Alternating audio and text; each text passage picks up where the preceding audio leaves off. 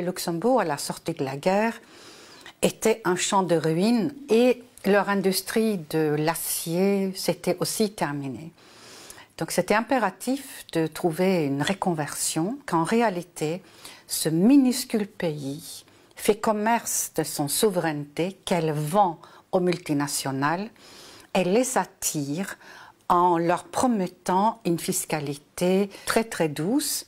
Les multinationales aujourd'hui qui ont leur siège au Luxembourg obtiennent des accords personnels avec le fisc luxembourgeois et ils payent 0,1% d'impôts, 2-3% d'impôts.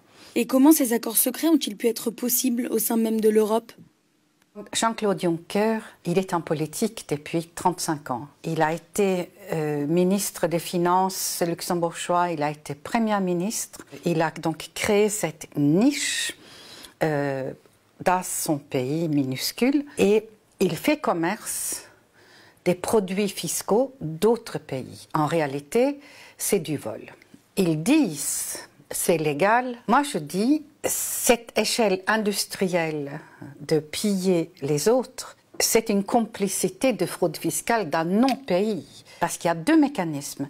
Il faut d'abord arriver à sortir les bénéfices, on l'habille de différentes façons, des pays européens vers le Luxembourg. Premier stade. Deuxième stade, c'est le taxer au Luxembourg. Et donc là, on le taxe avec cet accord secret à rien du tout. Et ensuite, c'est parce que le Luxembourg a rendu beaucoup de services. Ils sont abrités, par exemple, pour la France, toutes les rétrocommissions sur les ventes d'armes. Et d'ailleurs, chaque fois qu'on pose des questions un peu pointues à Jean-Claude Juncker, il répond à côté et il répond, si vous n'êtes pas sage, je vais publier ce que je sais sur les ventes d'armes français.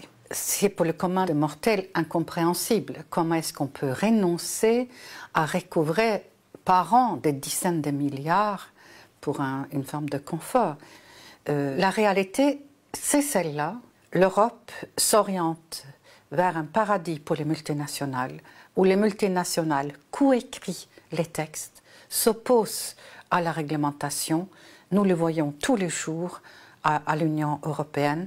Comment est-ce que cela a été possible que l'artisan de ce vol organisé, qui se chiffre par centaines de milliards d'euros, a pu être nommé à la tête de l'Union européenne? C'est vraiment un mystère et nous l'expliquons.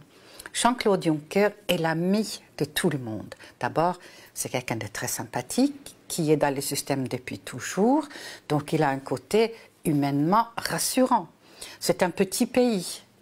Et aussi bien l'Allemagne que la France ne souhaitent pas que le président de la Commission vienne justement du pays en face. Les Allemands ne veulent pas un Français et un Français ne veut pas un Allemand, par exemple. Donc les petits pays ont l'avantage de ne pas faire peur. D'une certaine façon, Juncker est un si petit loup. Si ça avait été un loup français ou un loup allemand, ça aurait été plus compliqué.